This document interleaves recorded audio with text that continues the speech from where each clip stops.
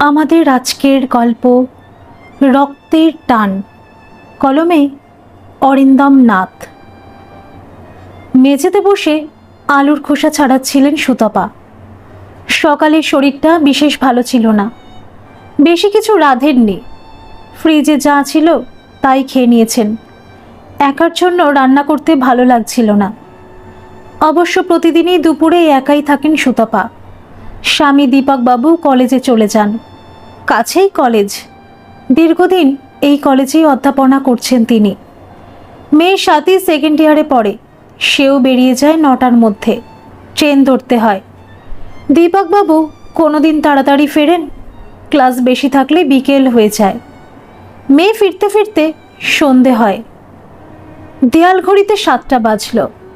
দীপকবাবু একটা বই নিয়ে শোবার ঘরে। সুতপা আধখানা খোসা ছাড়ানো আলু মাটিতে নামিয়ে রাখলেন। 7টা বেজে গেল, এখনো মেয়ে ফিরল না তো। 6টা, 6:30টার মধ্যে তো ফিরে আসে। কি হলো আজ? বটি মুড়ে উঠে দাঁড়ালেন সুতপা। জানলায় এসে দাঁড়ালেন। ট্রেনের আওয়াজ তো পাওয়া যাচ্ছে, কোনো গন্ডগোল নেই। তাহলে বুকটা কেমন ঢিপ ঢিপ করে উঠল সুতপার। শোবার ঘরে এসে বরকে বললেন, স্বাতী তো ফিরল না এখনো। বইয়ের পাতা উল্টাতে উল্টাতে দীপকবাবু বললেন, রাস্তাঘাটের ব্যাপার, দেরি তো হতেই পারে। খাটের উপর বসলেন সুতপা। ওই ব্যাপারটার পর থেকে কীরকম ভয় হয়ে গেছে। কোন ব্যাপারটা? বই রেখে জানতে চাইলেন দীপকবাবু। সুতপা কিছুক্ষণ কোনো কথা বললেন না। তারপর ভয় গলায় বললেন, ওই যে গো, সেই লোকটা যে কিছুদিন ধরে ফলো করছে স্বাতীকে। সেদিন নাকি প্রায় বাড়ি অবধি এসেছিল। এই পথ দিয়ে অনেক মানুষই তো যাতায়াত করে, ওই লোকটাও সেরকম। দীপকবাবুর কথা থামিয়ে দিলেন সুতপা। তাই বলে পিছন পিছন আসবে? মেয়ে তো বলছিল, কেমনভাবে তাকায় যেন ওর দিকে। আমার খুব ভয় করে, দিনকাল তো ভালো নয়। খাট থেকে নামলেন দীপকবাবু। যত সব আজগুবি চিন্তা। কি করবে লোকটা? আমাদের মেয়েকে ধরে নিয়ে যাবে? না, আর্তনাদের স্বরে বলে উঠলেন সুতপা। স্বাতীও কিন্তু ভয় পায় লোকটাকে। ফ্রিজ থেকে জলের বোতল বের করে খেলেন দীপক। ঘড়ি দেখলেন 7:30। আজ বেশ দেরি হচ্ছে তো মেয়ের ফিরতে। তার ভিতরেও একটা দুশ্চিন্তার ঢেউ উঠতে শুরু করলো। কে লোকটা? কি চায়? কলিং বেল বেজে উঠল। কলিং বেল বাজতেই ছুটে এসে দরজা খুললেন সুতপা। হুড়মুড় করে ঘরে ঢুকল স্বাতী। মাকে বলল, দরজাটা বন্ধ করে দাও। কিছু বুঝতে পারলেন না সুতপা। ভ্যাবা চাকা খেয়ে বন্ধ করে দিলেন দরজা। স্বাতী চেয়ারে বসে চটি স্ট্র্যাপ খুলছিল। সুতপা কাছে এসে জিজ্ঞেস করলেন, কি হয়েছে রে? চটি জোড়া ঘরের এক কোণে সরাতে সরাতে স্বাতী বলল, কি আবার হবে? সেই লোকটা আজ আবার। আজও? কাগজের মতো সাদা হয়ে গেল সুতপার মুখ। দীপকবাবু সব শুনছিলেন এতক্ষণ। মেয়েকে বললেন, আজ তোর ফিরতে দেরি হলো? বাবার দিকে তাকিয়ে বলল স্বাতী, আগের ট্রেনটা মিস করেছি। তাও এত দেরি হতো না, পরের ট্রেন ঠিক সময়ই এসেছে। একটু থামল স্বাতী। দীপকবাবু বললেন, তাহলে? ওই লোকটা। ট্রেন থেকে নেমে দেখি ঠিক আমার পিছনে। স্বাতী বলল। ধাপ করে চেয়ারে বসে পড়লেন সুতপা। তারপর? চুলের থেকে ক্লিপ খুলতে খুলতে বলল স্বাতী, ভেবেছিলাম জোর পায়ে হেঁটে বেরিয়ে যাই, শুরুও করেছিলাম হাঁটতে। ও মা, লোকটাও দেখি হাঁটার স্পিড বাড়িয়ে দিল। স্বামীর দিকে অসহায় তাকালেন সুতপা। ও মা, কি সাংঘাতিক লোক গো! দীপকবাবু বললেন, তারপর? চিরুনির মতো চুলে আঙুল চালাতে চালাতে বলল স্বাতী, লোকটাকে এড়ানোর জন্য ডান দিকের গলিতে ঢুকে পড়েছিলাম। ভেবেছিলাম গলি গলি দিয়ে চলে আসব। লোকটা আর ফলো করতে পারবে না, ঘুরপথে খুঁজে পাবে না আমায়। দম নেবার জন্য একটু থামল স্বাতী। তারপর বলল, বাহ, ঘাগু লোক, ঠিক পিছন পিছন বাড়ি পর্যন্ত এলো। অত অলিগলি দিয়ে আসতে দিয়েই দেরি হয়েছে তোর? মেয়েকে বললেন দীপকবাবু। সুতপা কাঁদো কাঁদো গলায় বলে উঠলেন, আমি তো কিছু বুঝতে পারছি না। দীপকবাবু বললেন মেয়েকে, তুই বাড়ি ঢুকে গেলে লোকটা কি চলে গেল? বাবার দিকে তাকিয়ে ঝাঁঝালো গলায় বলল স্বাতী, সে আমি কি করে জানবো? দাঁড়াতো বলে রাস্তার দিকে জানলা খুলতে গেলেন দীপকবাবু। বাইরের ঘর বলে জানলা দুটো বন্ধ থাকে এ ঘরের। জানলা খুলে বাইরে দেখতে লাগলেন দীপকবাবু। জানলা খুললেই রাস্তা, গাড়ি ঘোড়া যাচ্ছে, দোকানগুলোয় আলো জ্বলছে। এদিক ওদিক তাকাতে তাকাতে হঠাৎ চোখে পড়ল দীপকবাবুর। রাস্তার ওদিকের পান সিগারেটের দোকানের পাশে দাঁড়িয়ে একজন লোক বিড়ি টানছে। মেয়েকে ডাকলেন, দেখ তো স্বাতী, ওই লোকটা কিনা। সুতপা হাত চেপে ধরলেন মেয়ের। না না, দেখবে না, দেখতে হবে না। যদি ওই লোকটা হয়, ওসব লোক ভালো হয় না। ওরা। তুমি থামো তো, স্ত্রীকে ধমক লাগালেন দীপকবাবু। মেয়েকে বললেন, দেখ তো একবার। স্বাতী জানলা দিয়ে উঁকি মেরে দেখে বলে উঠল, হ্যাঁ হ্যাঁ, ওই লোকটা বাবা। এখনো দেখো আমাদের বাড়ির দিকে কেমন চেয়ে আছে। চেয়ে থাকা বের করছি বলে রাগত ভঙ্গিতে বেরোবেন বলে চটি পড়তে গেলেন দীপকবাবু। দরজা আড়াল করে দাঁড়িয়ে গেলেন সুতপা। না, যেতে হবে না তোমাকে। দীপকবাবু অবাক হলেন, মানে? তুমি যাবে না? ওরা ভালো লোক হয় না। যদি। গলা যেন শুকিয়ে কাঠ হয়ে গেছে সুতপার। দীপকবাবু বউকে দরজা থেকে সরানোর চেষ্টা করলেন। তুমি কি পাগল হলে? সুতপাকে কিছুতেই সরাতে পারলেন না দীপকবাবু। সাথীও বলতে লাগলো মাকে, কি করছো মা? যেতে দাও না বাবাকে, লোকটাকে শিক্ষা দেওয়া দরকার। সুতপার সেই এক কথা, না, যাবে না, যাবে না তুমি। তার হাবভাব দেখে ভয় পেয়ে গেলেন দীপকবাবু। এত জোরে মাথা নাড়ছে যেন এক্ষুনি অজ্ঞান হয়ে যাবে। মুখ চোখ কীরকম লাল হয়ে গেছে। সাথী জানলা দিয়ে উকি মারল আরেকবার, লোকটাকে আর দেখতে পেল না। এদিক ওদিক কোথাও না। বাবাকে বলল সাথী, লোকটা চলে গেছে বাবা। দীপকবাবু চিৎকার করে বললেন সুতপাকে, কি হলো এটা? কি করলে তুমি? আজ একটা হেস্তনেস্ত হয়ে যেত। কিসের ভয় তোমার? সুতপার শাড়ির আঁচল দিয়ে ঘাম মুছে চেয়ারের দিকে এগোতে এগোতে বলল, সে তুমি বুঝবে না। কি বুঝবো না? ঝাঁঝিয়ে উঠলেন দীপকবাবু। স্বামীর দিকে তাকালেন সুতপা, তারপর পাশে দাঁড়ানো মেয়ের গায়ে হাত বোলাতে বোলাতে বললেন, কিসের যে ভয় সে শুধু আমি জানি। সুবলের চায়ের দোকানে আজ বেশি ভিড় নেই। দুজন চা খাচ্ছে বেঞ্চিতে বসে। এ সময় অবশ্য ভিড় বেশি থাকেও না দোকানে। 12:30 বেজে গেছে। বাজারের ব্যাপারীদের এখন ঘরে ফেরার পালা। দোকানপাটও বন্ধ হব হব করছে। কলেজের ছেলেমেয়েরা আসবে 4টের পর, কলেজ ছুটির মুখে। চা খেতে খেতে গণেশ বলল, মাঝে মাঝে দোকান বন্ধ রাখো কেন গো সুবলদা? সুবল তাকালো গণেশের দিকে। রিক্সা চালায়, ভালো ছেলে। বলল, ভালো লাগে না সবসময় দোকান দোকান। গণেশ পাশে বসা তার বন্ধুকে বলল, জমিদারের মেজাজ একেই বলে। বন্ধুটি বলে উঠল, আগে তুমি কি করতে সুবলদা? এখানে দোকান করেছো তো বেশি দিন না। কি করিনি তাই বল। বিড়ি ধরালো সুবল।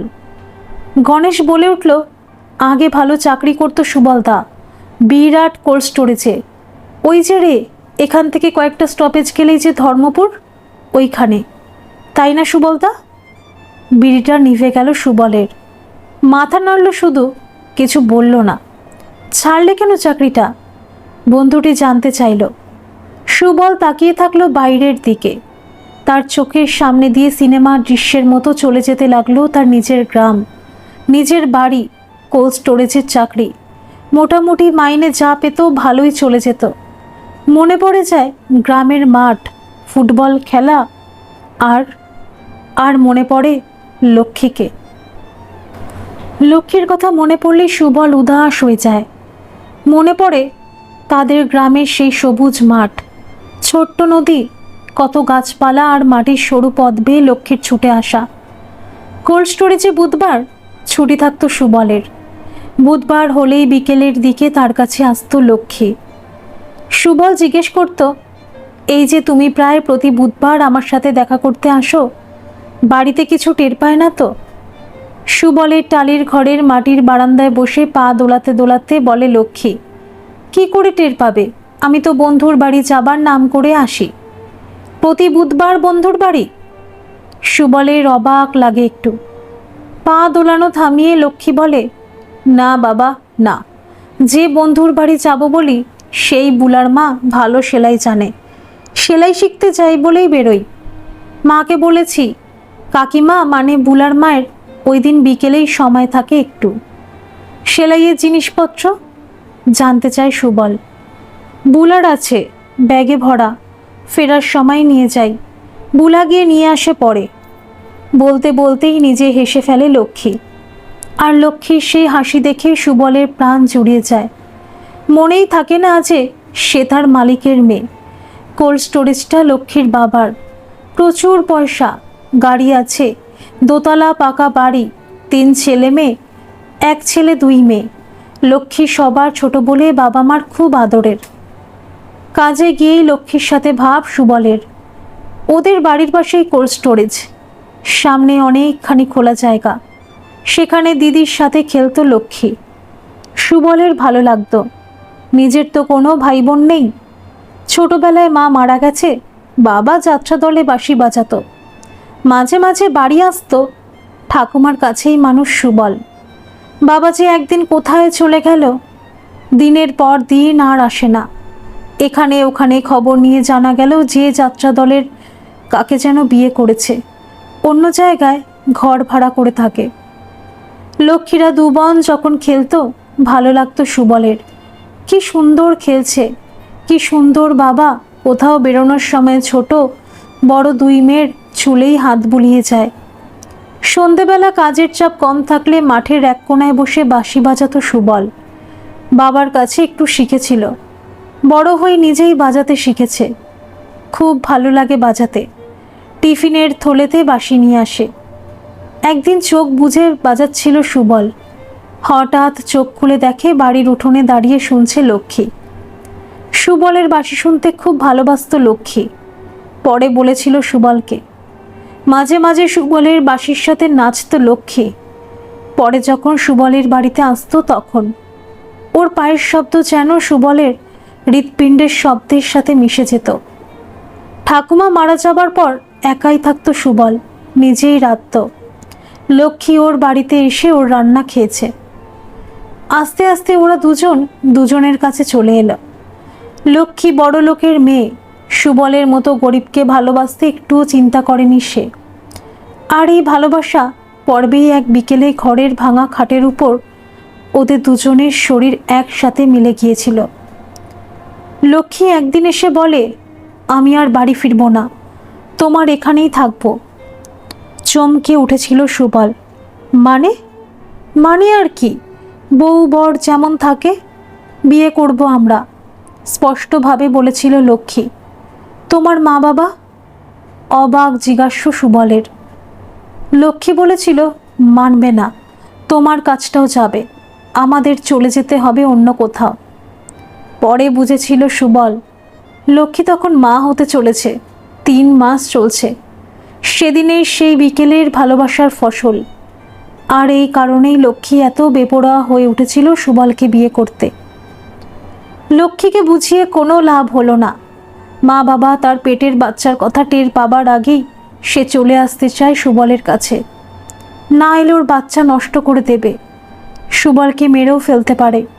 নিজের বাবাকে তো চেনেও। মন্দিরে বিয়ে করে অন্য গ্রামে গিয়ে ঘর বাঁধল ওরা। কাছে রেল স্টেশন থাকায় ব্যাপারীদের মালপত্র আসতো শহর থেকে। মুটের কাজ করতে লাগলো সুবল। যা কাজ পেত তাই করত। কিছুদিনের মধ্যে ভ্যান চালানোর কাজ পেল একটা। স্টেশন থেকে দূরের গোডাউনে মাল পৌঁছে দিতে হবে। সংসার করার প্রাথমিক খরচ অবশ্য লক্ষ্মী দিয়েছিল, তার হাতের সোনার চুড়ি বিক্রি করে। সুবল কিছুতেই করতে চায়নি, লক্ষ্মী জোর করে করিয়েছে। সে তখন 7 মাস। লক্ষ্মীর বাবা তোলপাড় করে দিয়েছিল চারপাশ মেয়ের খোঁজে। আশেপাশে গ্রামগুলো বাদ যায়নি। সুবলরা বেশ কিছু দূরের শহরে চলে যাওয়ায় খোঁজ পায়নি লক্ষ্মীর বাবা। মেয়ে হলো লক্ষ্মীর, ফুটফুটে। বাড়িওয়ালা সাহায্য করেছিল টাকা দিয়ে, সরকারি হাসপাতালে ব্যবস্থাও করে দিয়েছিল। বাচ্চা হবার 1 মাস পর থেকেই লক্ষ্মীর শরীর খারাপ হতে শুরু করলো। পেটে ব্যথা, রক্ত পড়তে লাগলো। হাসপাতালের ডাক্তার বললেন মেয়েলি অসুখ। ওষুধ দিলেন, কিন্তু কমলো না, বরং বাড়তে লাগলো সমস্যা। সেই সময়টা পাগলের মতো কেটেছে সুবলের। দুধের শিশুর পরিচর্যা, লক্ষ্মীর সেবা করা। বাড়িওয়ালার বউ অনেক সাহায্য করেছিলেন। লক্ষ্মী বলতো সুবলকে, আমার জন্য চিন্তা করো না, সব ঠিক হয়ে যাবে। তুমি মেয়েটাকে দেখো, ওর যেন কোনো কষ্ট না হয়, মেয়ে যেন ভালো থাকে। কিছুদিনের মধ্যেই মারা গেল লক্ষ্মী। মেয়ের মৃত্যুর খবর যখন লক্ষ্মীর মা বাবার কাছে পৌঁছলো, যেন তখন আগুনে ঘি পড়ল। লক্ষ্মীর বাবা পাগলের মতো খুঁজে বেড়াতে লাগলেন সুবলকে। প্রচুর লোক লাগালেন চারপাশে। মেয়েকে শেষ দেখা দেখতে পাননি বলে আগুনের মতো লেলিহান হয়ে উঠল তার প্রতিশোধ স্পৃহা। সুবলই কিন্তু লক্ষ্মীর মৃত্যুর খবর জানিয়েছিল তার বাবা মাকে, গ্রামের এক বন্ধুকে দিয়ে। ওই বন্ধুর সাথেই একমাত্র যোগাযোগ ছিল সুবলের। কিন্তু যখন জানালো, তখন লক্ষ্মীর দাহ হয়ে গেছে। কোনো উপায় ছিল না সুবলের। আগে জানালে লক্ষ্মীর বাবা যে কি করতেন এসে ভাবতেই শিউরে ওঠে সুবল। নিজের জন্য নয়, তাদের বাচ্চা মেয়েটার জন্য। ওকে যে নিরাপদে রাখতেই হবে, সেটাই তখন সুবলের একমাত্র লক্ষ্য। লক্ষ্মীর কথা কানে বাজত সুবলের, মেয়ের যেন কোনো ক্ষতি না হয়। লক্ষ্মীর মৃত্যুর পর পিসির বাড়ি চলে গিয়েছিল সুবল। বিধবা পিসি, একাই থাকতো। 2 দিন থাকার পর সুবলের মনে হলো জায়গাটা নিরাপদ নয়, কারণ তাদের গ্রাম থেকে খুব একটা দূরে নয়। যে কোনো মুহূর্তে লক্ষ্মীর বাবার লোক খোঁজ পেয়ে যেতে পারে।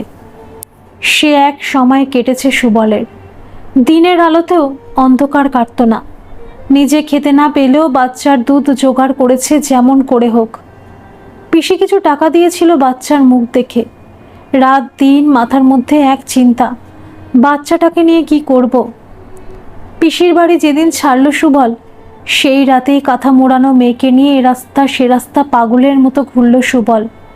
মাঝে মাঝে কেঁদে উঠছে মেয়ে, আদর করে চুমুখে দোল দিয়ে কোনো মতে সামলাচ্ছে সে।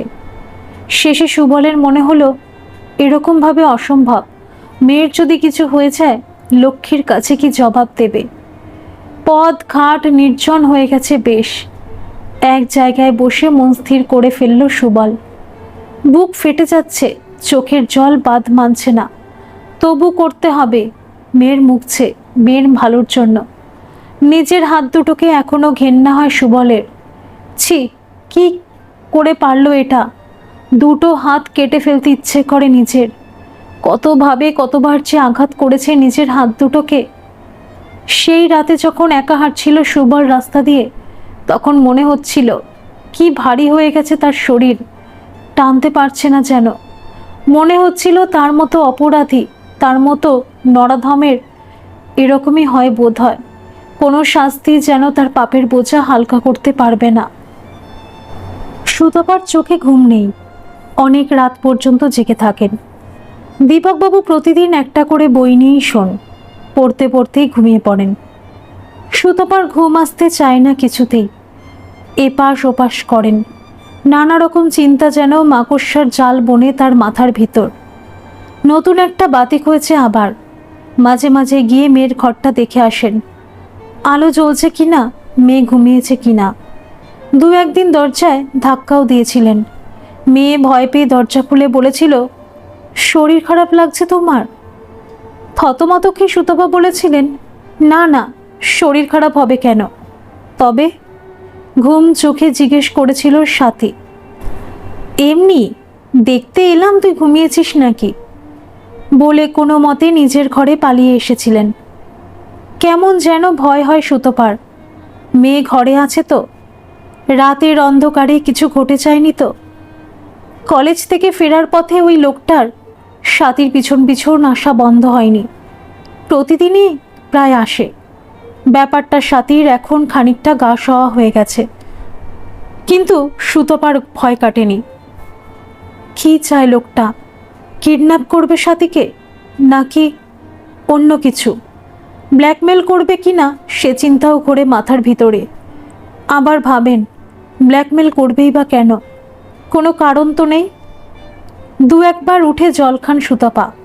বাইরের ঘরের জানলা দরজা ঠিকমতো বন্ধ আছে কিনা দেখে আসেন। ফের শুয়ে পড়েন, কিন্তু ঘুম আসে না। লোকটা কি করতে চায় চিন্তাটা মাথার মধ্যে ঘুরপাক খেতেই থাকে। দুপুরে কেউ থাকে না বাড়িতে, বাবা মেয়ে দুজনেই বেরিয়ে যায়। সুতপা সারা বাড়ি ঘুরে বেড়ান। আগে খেয়ে দে হাতের কাজ সেরে একটু শুতেন, খবরের কাগজ পড়তেন বা গল্পের বই। এখন সেসব যেন মাথায় উঠেছে।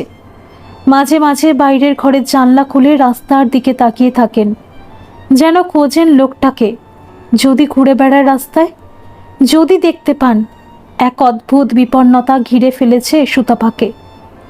কি এক ভয় যেন চেপে বসেছে বুকের ভিতর। স্বামীকে বলতে গিয়েছিলেন কয়েকবার, দীপকবাবু গা করেননি। কি সব পাগলের প্রলাপ বকছ বলে থামিয়ে দিয়েছেন। কখনো ভাবেন লোকটাকে পেলে সোজাসুজি জানতে চাইবেন কি চায় সে? আবার কুঁকড়ে যান ভিতরে। লোকটা যদি এমন কিছু বলে যা তার দুঃস্বপ্নের সাথে মিলে যাচ্ছে। দিনে দিনে কেমন অসহায় পড়ছেন সুতপা। সুবলের শরীরটা আজ ভালো লাগছে না। দোকানও খোলেনি, সকাল থেকেই শুয়ে আছে। এই ছোট্ট দোকানটাই তার ঘরবাড়ি। একটা খাটিয়া, দড়িতে কিছু জামা কাপড়। চায়ের পাট শেষ হলে ওই আছেই ভাতের হাঁড়ি বসিয়ে দেয়, সঙ্গে কিছু একটা পদ। কলকাতায় যখন থাকতো তখন যে কীভাবে কেটেছে দিন। নিজের বাচ্চা মেয়েটার সাথে জঘন্য অন্যায় করার পর একেবারে ট্রেনে চেপে কলকাতা চলে গিয়েছিল সুবল। তার তখন দম বন্ধ হয়ে আসছিল। পুরনো জায়গাটা দুঃস্বপ্নের মতো তাড়িয়ে নিয়ে বেড়াচ্ছিল তাকে। শিয়ালদা স্টেশনের প্ল্যাটফর্মেই কেটে গেল দীর্ঘকাল। কুলিগিরি থেকে জুতো পালিশ কত কাজই করেছে ওখানে। কয়েক বছর এরকম চলার পর একটা চায়ের দোকানে কাজ পায়। তারপর শিয়ালদা স্টেশনের কাছে নিজেই খোলে একটা চায়ের দোকান। একটা ঘরও ভাড়া নেয়। ঘর মানে ছোট্ট এক চিরুতে। আরও 4 জন থাকতো। সবাই কিছু না কিছু কাজ করত, পালা করে রান্না হতো। আজ আর কিছু ভাল লাগছে না খেতে। বিড়ি ধরালো সুবল। বিড়ির ধোঁয়া প্যাচ মেরে উপরে উঠতে লাগলো। শিয়ালদার সেই চায়ের দোকান ভালোই চলছিল। সকাল 6টার মধ্যে খুলতো আর রাত্রিরে বন্ধ করত। দুপুরে খেতে যেত বাড়িতে আধ ঘন্টার জন্য। সেদিন কি একটা মিছিল ছিল, বিরাট মিছিল। রাস্তাঘাট জ্যাম, সব গাড়ি দাঁড়িয়ে আছে। লোকজন এদিক ওদিক দিয়ে যাওয়া আসা করছিল।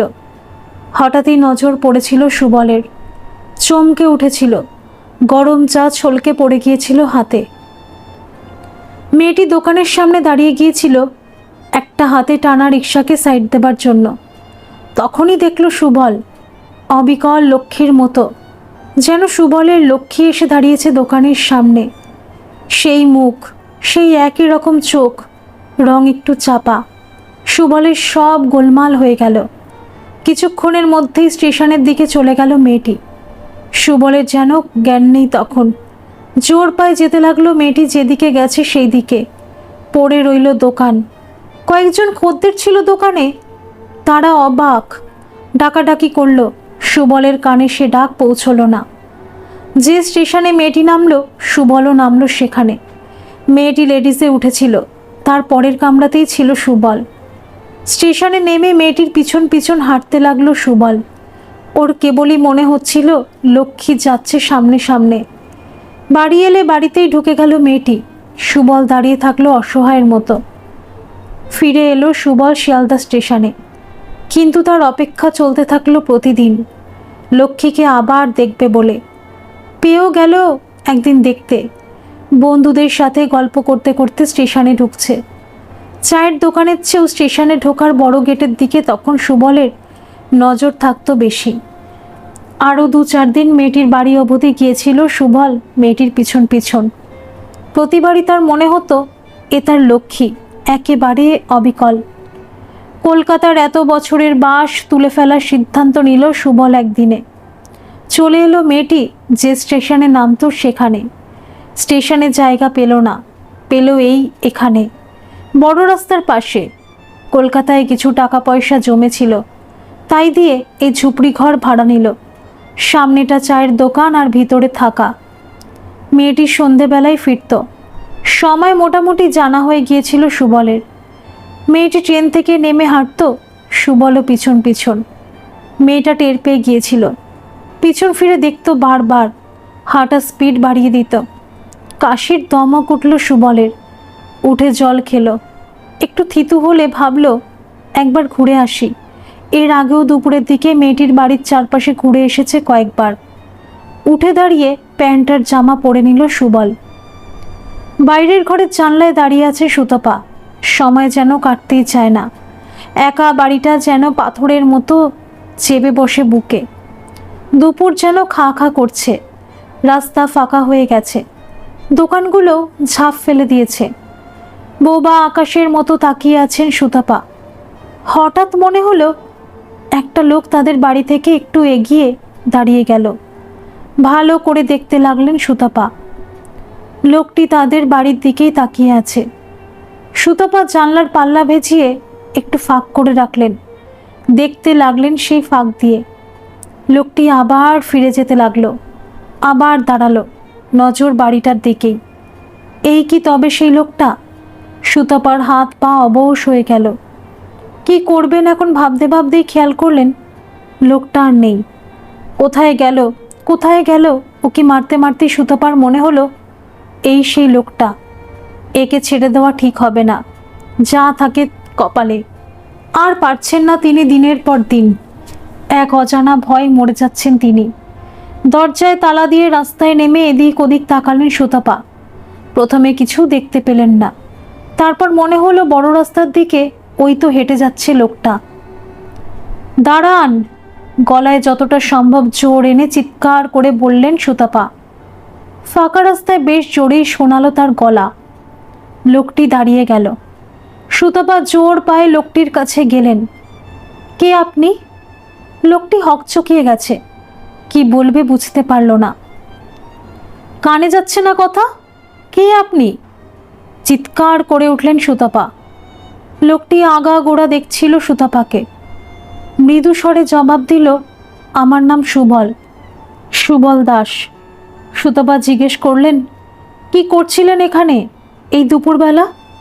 সুবল জবাব দিল না, সে শুধু সুতপাকে দেখছে। আমি সব দেখেছি। উত্তেজনায় গলা কাঁপছে সুতপার। আমাদের বাড়ির দিকে কি দেখছিলেন? আপনাদের বাড়ি? অবাক হলো সুবল। যে বাড়ির দিকে অনেকক্ষণ তাকিয়েছিলেন, আমি কি কিছু বুঝি না? আপনি সেই লোক যে আমার মেয়ের পিছন পিছন আসেন রোজ। হাঁফাতে লাগলেন সুতপা। সুবল এবার বুঝতে পারল, বলল, আপনি ওই মেয়ের মা? আন্দাজে ছোড়া ঢিল ঠিক জায়গায় লেগে যাওয়ায় গলার জোর বাড়ল সুতপার। হ্যাঁ, আমি ওর মা। ঠিক বলছেন? মুখ ফসকে কথাটা যেন বেরিয়ে এলো সুবলের। একটু থমকালেন সুতপা, সামলে নিয়ে বললেন, ঠিক বলছেন মানে? সুবলের মাথার ভিতর কেমন করতে লাগলো, চারপাশ যেন ঘুরছে। একটু সময় নিয়ে বলল সুবল, আসুন আমার সাথে। বলে আর দাঁড়ালো না সুবল, হাঁটতে লাগলো সুতপাদের বাড়ির দিকে। কিছু বুঝতে পারল না সুতপা, সুবলের পিছন পিছন যেতে লাগলেন। বাড়ির সামনে এসে সুবল থামল। সুতপার দিকে ফিরে বলল, আপনাদের বাইরের ঘরটা তখন ছিল না। সামনের জায়গাটা অনেক বড় ছিল, নানা রকম গাছ ছিল, যত্ন হতো না সেরকম, ঝোপঝাড় হয়েছিল। সুতপার মনে হলো অজ্ঞান হয়ে যাবেন। আস্তে জিজ্ঞেস করলেন, আপনি জানলেন কি করে? সুবল ক্ষীণ হাসল, বলল, কাপড়ে মোড়া ছোট্ট মেয়েটাকে কোথায় রেখে যাব খুঁজতে খুঁজতে আপনাদের বাড়ির এই বাগানটা চোখে পড়েছিল আমার। বলতে বলতে সুবলের ভিতরটা ফুপিয়ে উঠল। আপনার মেয়ে ছিল? গলা দিয়ে স্বর বেরোচ্ছে না সুতপার। তাকালো সুবল, মাথা নাড়ল, হ্যাঁ। কত বছর আগে? জানতে চাইলেন সুতপা। বছর 20 হবে, বলল সুবল। রাস্তায় বসে পড়তে ইচ্ছে করলো সুতপার, তবু বললেন, নিজের বাচ্চাকে ফেলে গিয়েছিলেন কেন? আপনাকে তো পুলিশে দেওয়া উচিত। হাসলো সুবল। তার শাস্তি তো পাচ্ছি সারা জীবন, পুলিশ আর কি শাস্তি দিত? বাচ্চাটার মা? কিছু বুঝতে পারছেন না সুতপা। অবৈধ সন্তান জানতে চাইলেন। চোয়াল শক্ত হলো সুবলের। কড়া চোখে চাইল সুতপার দিকে, কোনো জবাব দিল না। প্যান্টের পকেট থেকে খুব পুরনো দুমড়ানো মুচড়ানো ছবি বের করলো। এই ছবি সব সময় থাকে তার। বিয়ের পর গাজনের মেলায় তোলা তার আর লক্ষ্মীর ছবি। সুতপাকে দেখতে দিল। চমকে উঠল সুতপা। অবিকল স্বাতীর মুখ। এত মিল দুজনের। শিয়ালদায় প্রথম দিন দেখে আমিও চমকে উঠেছিলাম, বলল সুবল। বাড়ির দেওয়ালে হাত দিয়ে প্রায় পড়ে যাওয়াটাকে সামলালেন সুতপা। তার মনে ফুটে উঠল সেই ভোর, যে ভোরবেলা বাগানে ফুল কুড়োতে গিয়ে একটা শিশুর কান্না শুনেছিলেন। দেখেছিলেন ফুটফুটে এক বাচ্চা পড়ে আছে দরমা দিয়ে ঘেরা বাগানের এক পাশে, ঝোপের পাশে। দীপকবাবু ছুটে এসেছিলেন তার চিৎকারে। তাড়াতাড়ি ঘরের ভিতর নিয়ে গিয়েছিলেন বাচ্চাটিকে, যাতে কেউ জানতে না পারে। ডাক্তার বলেই দিয়েছিলেন সুতপা কোনোদিনও মা হতে পারবে না। তাদের মরুভূমি হয়ে যাওয়া সংসারে ভগবান যেন বৃষ্টির মতো পাঠিয়ে দিয়েছিলেন বাচ্চাটাকে। স্বাতীকে নিজের মেয়ের মতো মানুষ করলেন তারা। স্বাতীর কাছে সুতপাই তার মা, দীপক বাবুই তার বাবা। সুবল দেখছিল সুতপাকে। ধীরে ধীরে বলল, এই জায়গাটাই যে সেই জায়গা বুঝতে পারিনি প্রথম দিন, দু একবার আসার পর বুঝতে পারি। হাত দিয়ে মুখ ঢাকা অবস্থাতেই জানতে চাইলেন সুতপা, আপনাদের বাড়ি কোথায় ছিল? কিছুটা দূরে। এখানে আমার পিসি থাকতেন। বউ মারা যাবার পর দুধের মেয়েকে নিয়ে পিসির বাড়ি চলে আসি। একটু থামলো সুবল। দুদিন মতো ছিলাম। তারপর? থেমে গেল সুবল। তারপর কি? তাকালেন সুতপা। মেয়ের সাথেই জঘন্য অন্যায় করে কলকাতায় চলে গিয়েছিলাম। ফিসফিস হয়ে গেল সুবলের গলা। আচমকা ধনুকের ছিলার মতো সোজা হয়ে দাঁড়ালেন সুতপা। কি চান আপনি? সুবল অবাক হলো। সুতপা বলে চললেন, যদি ভেবে থাকেন মেয়েকে দাবি করবেন, ভুল ভেবেছেন। ও মেয়ে আমার, আমি ওকে মানুষ করেছি। কখনো দেব না আপনাকে, কখনো না। পাগলের মতো বলতে লাগলেন সুতপা। সুবলের মনে ভেসে উঠল লক্ষ্মীর মুখ, সেই আরতি, মেয়ের যেন কোনো ক্ষতি না হয়। হাত জোর করে এগিয়ে এলেন সুতপা। চোখ ভেসে যাচ্ছে জলে। সুবলের চোখে চোখ রেখে বললেন, দয়া করে কেড়ে নিয়ে যাবেন না ওকে। স্বাতী আমাকেই মা বলে জানে। ও এসব মানতে পারবে না কিছুতেই। দোহাই আপনার, ওর জীবনটা নষ্ট করে দেবেন না। আপনার দুটো পায়ে পড়ি, এভাবে শাস্তি দেবেন না। আকাশের দিকে মুখ তুলে তাকালো সুবল। লক্ষ্মীর মুখ। মনে মনে বলল সুবল, তোমার মেয়েকে পেয়েছি লক্ষ্মী, ভালো আছে, কত বড় হয়ে গেছে গো, তোমার মতোই সুন্দরী হয়েছে। মনে হলো লক্ষ্মী হাসছে, খুশির হাসি। নিজেকে বলতে লাগলো সুবল, তুমি তো দেখতে চেয়েছিলে মেয়েকে, দেখতে পেলে তো? ইচ্ছে করলে প্রতিদিনই দেখতে পারো। তোমার দোকান থেকে মেয়ের বাড়ি আর কতই বা দূর। চোখ দিয়ে জল গড়াচ্ছে বুঝতে পারল সুবল। নিজেকে বোঝানোর চেষ্টা করলো তবু। খুব ভালো আছে মেয়ে। তোমার দুঃখ কষ্টের জীবনের সাথে তাকে আর নাইবা জড়ালে ওই কষ্ট পাবে। ও যে বড়লোকের মতো মানুষ হয়েছে। চোখ মুছে সুতপার দিকে তাকালো সুবল। আমি ওকে নিতে আসিনি, ও আপনাদেরই মেয়ে বলতে গিয়েও গলা দিয়ে বেরোলো না। সুতপা চুপ করে থাকলো। তারপর সুবলকে প্রণাম করতে লাগলো বারবার। আপনি ভগবান, আপনি সত্যি ভগবান, বারবার বলে যেতে লাগলেন সুতপা। সুবলের চোখের জল আর বাদ মানল না। কতদিনের জমে থাকা কান্না যেন বেরিয়ে এলো। নিজের মেয়েকে নিজের বলতে পারার সুখ টের পেল যেন। লক্ষ্মীর সেই কথাগুলো কানে বাজতে লাগলো। মেয়ে যেন ভালো থাকে। সুতপা তখনও বলে চলেছেন, আপনি সত্যিই ভগবান। জামার হাতায় চোখের জল মুছে নিল সুবল। ভগবানের চোখে জল মানায় না। ধন্যবাদ সকল বন্ধুরা। এই গল্পটি যদি আপনাদের ভালো লেগে থাকে তাহলে অবশ্যই একটা লাইক করে দেবেন, আর এই চ্যানেলে নতুন হয়ে থাকলে চ্যানেলটিকে সাবস্ক্রাইব করে আমার পাশে থাকবেন, আর পাশে থাকা বেল আইকনটিকে প্রেস করে দেবেন যাতে সমস্ত গল্পের নোটিফিকেশানগুলি সবার প্রথমে আপনাদের কাছে পৌঁছে যায়।